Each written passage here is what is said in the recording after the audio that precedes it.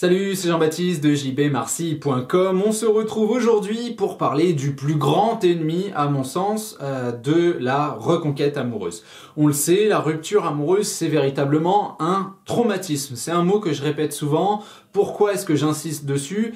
Parce que psychologiquement, on a un choc qui est gigantesque, une vision planifiée de l'avenir, et bien tout simplement qui tombe aux oubliettes. La personne sur qui on comptait, la personne qui personnifiait la confiance qu'on a dans cet avenir, nous tourne le dos. Et bien évidemment, comment ne pas remettre en question qui nous sommes, ce en quoi nous avons cru et quasiment toute son existence au moment de ce départ. C'est pour ça qu'on parle souvent de deuil, c'est parce que la perte est assimilable à la mort de quelque chose et de quelque chose d'extrêmement fort. Donc bien évidemment, dans cette situation, l'état d'urgence est déclaré. Et le pire ennemi qui est en vous, c'est cette petite voix dans votre tête qui vous dit que vous devez agir vite. C'est bien évidemment l'impatience. L'impatience, elle est là par esprit de préservation. Finalement, vous avez face à vous une situation qui change et on sait que dans le changement, on a un besoin d'adaptation. Face au danger, on doit réagir vite. Voilà grosso modo ce que vous dit votre cerveau. Mais, parce qu'il y a toujours un mais, on sait aussi que l'action trop rapide, l'action irréfléchie, mène pas nécessairement à la catastrophe, mais en tout cas à créer un conflit encore plus présent, encore plus fort finalement. Pourquoi? La personne face à vous, je vous le rappelle, a pris une décision qui est extrêmement importante, qui est extrêmement impactante et qui est réfléchie. Pas uniquement de manière intellectuelle, elle est d'ailleurs plus que réfléchie, elle est ressentie, elle est vécue, elle est créée par un ensemble d'expériences, par une volonté de ne plus partager le quotidien avec vous. Et à partir de là, le souci c'est que votre cerveau vous dit que en trouvant les bons mots, en trouvant les bons arguments, vous allez pouvoir recréer quelque chose. Et quelque part, vous vous dites que tout simplement, un couple qui ne fonctionne pas se doit de communiquer mieux pour trouver les solutions du problème. Équation mathématique relativement simple, raisonnement indiscutable, on est bien d'accord. Seulement là, c'est votre cerveau et le problème, c'est que son domaine de compétence, en tout cas, il n'a pas accès au niveau de sécurité du cœur de votre ex qui est, lui, sur un autre langage beaucoup plus complexe, qui est un langage d'impression. Et même si on communiquait exactement ces impressions-là, cela n'en changerait pas la nature. Le problème de l'impatience, c'est qu'il va vous pousser à utiliser tout un tas d'outils comme pour faire rentrer une pièce dans un moule, sauf que le moule ne correspond plus du tout à la pièce. Et bien au lieu de reformer la pièce, de lui donner un contour différent, de la recréer finalement, ça c'est ce que nous on essaye de faire, vous prenez un marteau, vous tapez dessus, ça rentre pas, vous prenez une clé anglaise, vous essayez de tourner, ça rentre pas, vous prenez un pied de biche pour élargir le moule, ça rentre pas, parfois ça rentre, attention, parfois le moule est tellement large que la pièce rentre, mais on voit que ça correspond plus du tout,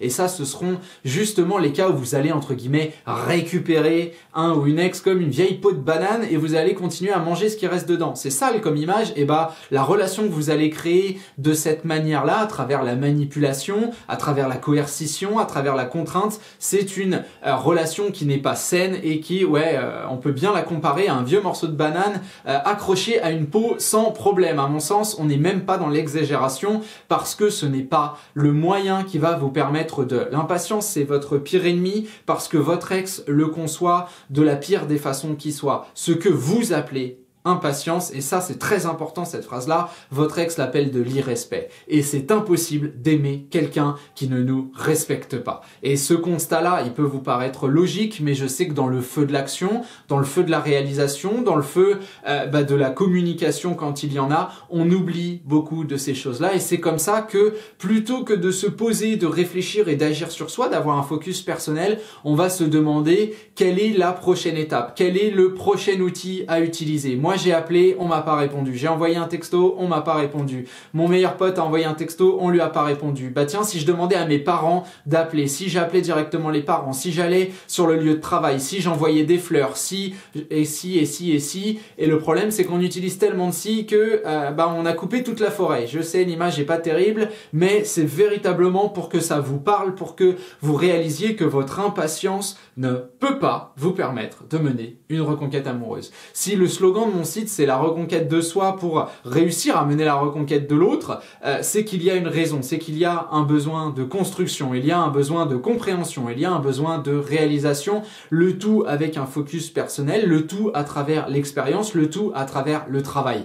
Malheureusement, j'aimerais vous dire que effectivement, il y a du stratégique mais encore une fois, vous seriez dans une fausse construction et vous prendriez un risque gigantesque qui est celui d'être dans l'apparence, d'être dans le factice, d'être dans le peu profond et que très vite, votre couple explose. Pourquoi est-ce que j'ai l'impression d'être convaincu par cette idée-là? Parce que c'est quelque chose que j'ai vu de mes yeux. Vous le savez, j'ai vécu moi-même une rupture. La personne qui a, entre guillemets, pris ma place, parce qu'il y a eu une autre personne, c'était l'ex de ma femme, et lui était justement dans cette impatience, dans cette volonté d'être dans la manipulation ou en tout cas dans le factice, dans le manque de changement, dans la parole, dans la communication, mais avec absolument rien derrière. Et bien c'est pour ça que le couple derrière a réimplosé et que moi aujourd'hui je suis installé bien confortablement dans mon fauteuil en attendant mon deuxième enfant qui devrait arriver d'ici quelques jours parce que tout simplement quand je reviens je suis dans une construction extrêmement différente et parce que mon quotidien aujourd'hui est impacté par tous les choix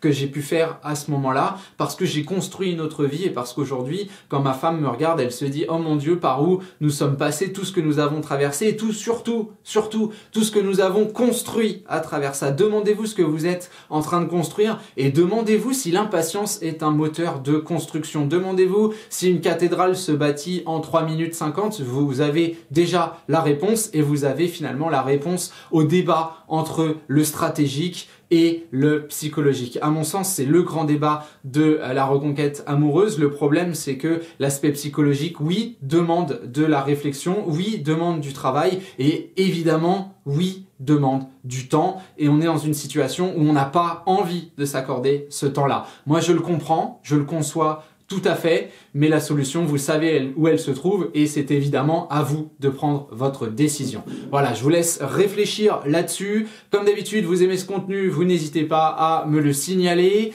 Vous pouvez tout aussi bien laisser un commentaire sous cette vidéo, que ce soit par rapport au contenu du jour ou pour me poser des questions sur de prochains contenus, pourquoi pas. Et vous avez aussi le descriptif de la vidéo à travers lequel vous allez trouver pas mal de liens très intéressants qui vous mènent directement, notamment sur le site internet. Voilà, je vous laisse réfléchir à tout ça. On se retrouve très vite pour un prochain contenu. Salut à vous!